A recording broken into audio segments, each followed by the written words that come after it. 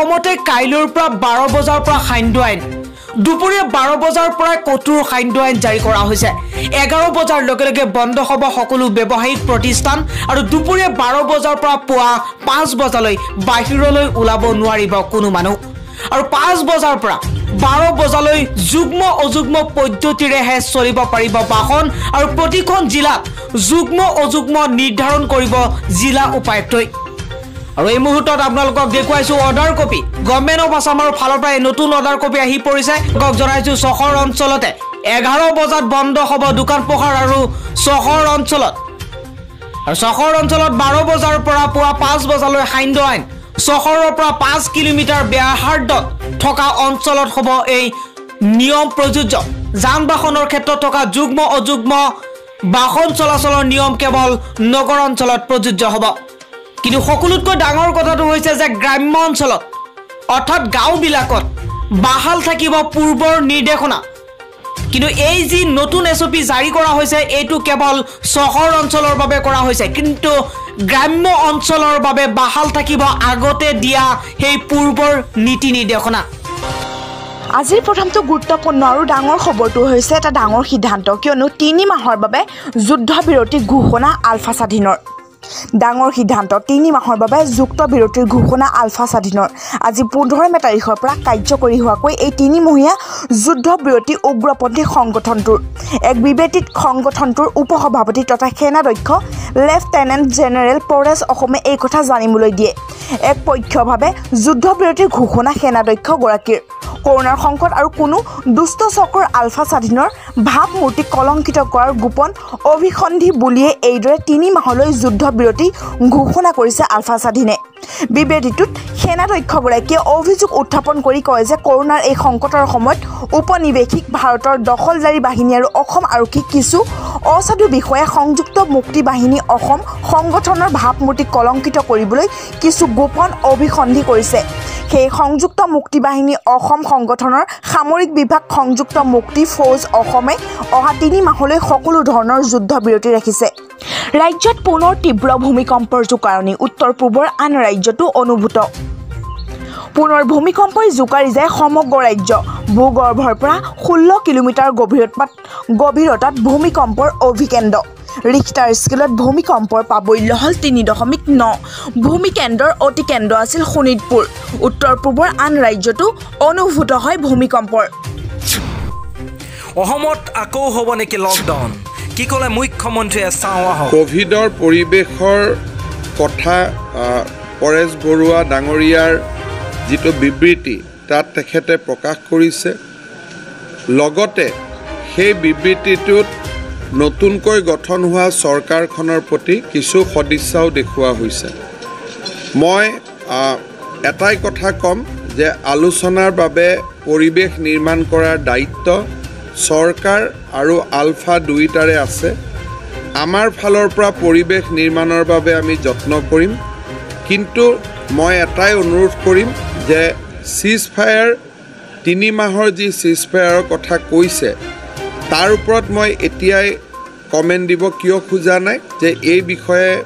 মই অকল টিভিত শুনিছোঁ পঢ়িছোঁ বিশেষ তথ্য মোৰ ওচৰলৈকে অহা নাই গুৱাহাটীত গৈ আলোচনা কৰাৰ পিছত আমাক চৰকাৰীভাৱে আমি নিশ্চয় তাৰ ওপৰত আমি ৰেছপন্স দিম ভাৰত চৰকাৰৰ লগতো মই আলোচনা কৰি ল'ম কিন্তু শান্তি বজাই ৰখাটো আমাৰ সকলোৰে দায়িত্ব মই সকলোকে আহ্বান জনাম যাতে বিশেষকৈ কোভিড পৰিৱেশৰ সময়ত পুলিচে কণ্টেইনমেণ্টৰ কাম কৰিব কাৰফিউ কাম কৰিব নে আন কামত নামি থাকিব গতিকে এইটো এটা মানৱ জাতিৰ সন্মুখত সমস্যা সকলোৱে আমাক সহযোগিতা কৰক তাক আমি নিশ্চয় বিচাৰিম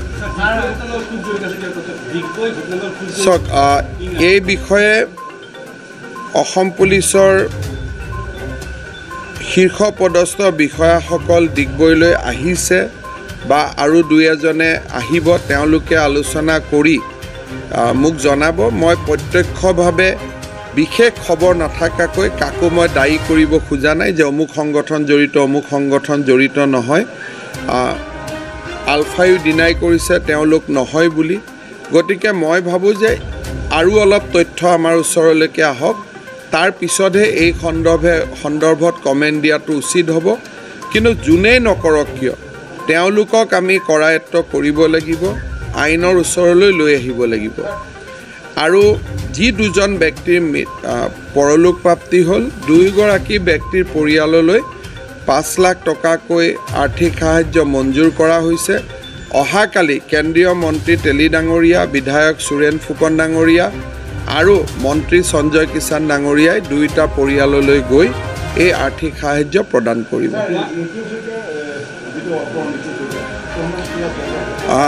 ৰিতুল শইকীয়া মাইনমাৰত আছে কাৰ লগত আছে মই ক'ব খোজা নাই আৰু ৰিতুল শইকীয়াৰ মুক্তিৰ বাবে বিভিন্ন পৰ্যায়ত কথা বতৰা চলি আছে পৰিয়ালটোক দেখিলে বেয়া লাগে বুঢ়ী মাক কোলাত কেঁচুৱা মানুহগৰাকীক মই যোৱাকালি পৰহি দিনাখন যেতিয়া মই মাজুলীত লগ পাইছিলোঁ খুব এক মৰ্মান্তক দৃশ্য মই যিসকলে ৰিতুল শইকীয়াক ৰাখি থৈছে তেওঁলোকক মই অনুৰোধ কৰিম যাতে অনতিপলমে আপোনালোকে ৰিতুল শইকীয়াক মুকলি কৰি দিয়ে অন্ততঃ বুঢ়ী মাকগৰাকীক চাই কোলাত থকা শিশুটোক চাই ৰিতুল শইকীয়াক যাতে মুকলি কৰি দিয়ে অৱশ্যে আমাৰ হাতত থকা তথ্যমতে ৰিতুল শইকীয়া আজিৰ দিনটোত তেওঁৰ ভাল স্বাস্থ্যলৈ সুৰক্ষিত হৈ আছে চাওক আমি মোৰ নজৰত গুৱাহাটী ডিব্ৰুগড় আৰু তিনিচুকীয়াত কোভিড পৰিস্থিতি জটিল হৈ আছে বুলি মই ভাবোঁ পূৰ্ণ লকডাউনত যোৱাৰ ইচ্ছা আমাৰ নাই কিন্তু যদি পৰিৱেশে বাধ্য কৰে বেলেগ কথা কিন্তু যিমানখিনি পাৰোঁ আমি লকডাউন এভইড কৰি চলিবৰ বাবে যত্ন কৰি আছোঁ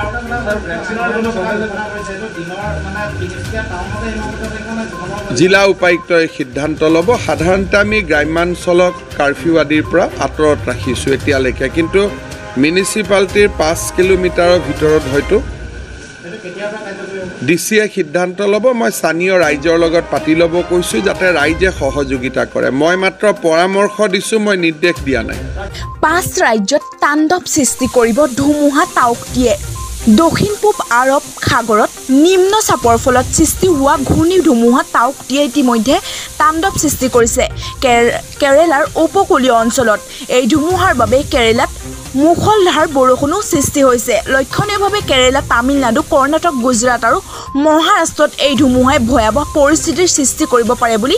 বতৰ বিজ্ঞান বিভাগে সদৰি কৰাৰ পাছতেই কেন্দ্ৰীয় চৰকাৰে ৰাষ্ট্ৰীয় দুৰ্যোগ ব্যৱস্থাপনা বাহিনীক পৰিস্থিতিৰ মোকাবিলাৰ বাবে সাজু কৰিছে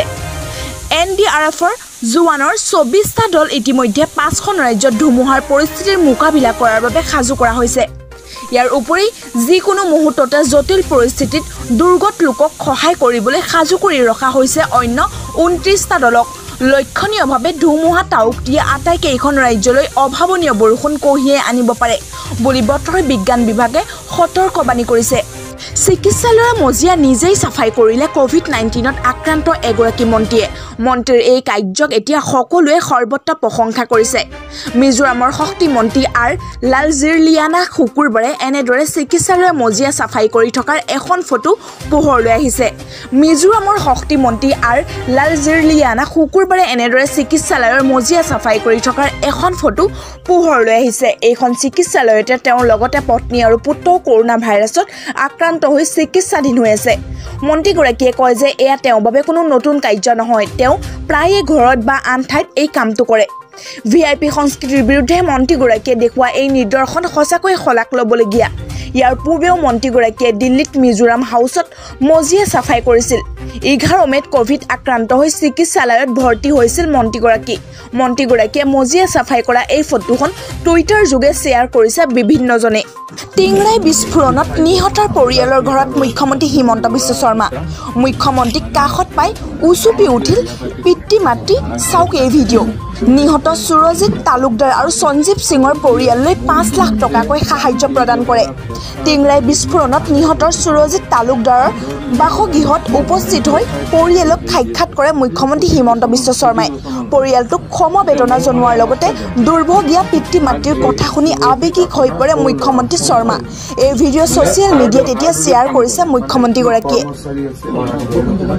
আৰু তেতিয়া বমটো মাৰোতে তাতে তাৰপিছত এতিয়া ইয়াৰ বিয়া হৈছিল ল'ৰাটো বৰ মাৰি ছাৰ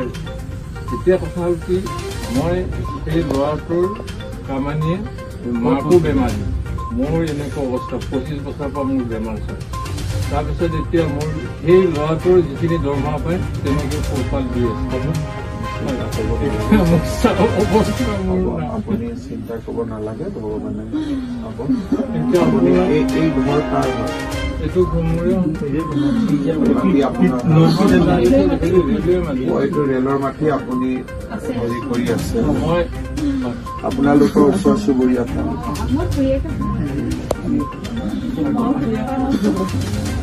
আপুনি ইয়াতে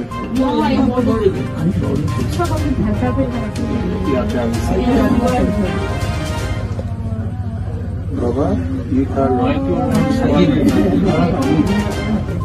আপোনাৰ ছোৱালী ইয়াতে ছোৱালীৰো কাহানী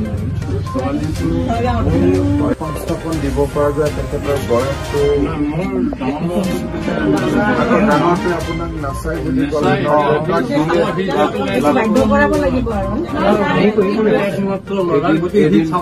এদিন দুদিন চাম বুলি কয় নাচাব নহয় মই চাই লৈছো বিষয়টো আপোনাক সুৰেন ফুকনে আপোনালোকৰ লগত যোগাযোগ কৰিব পাৰে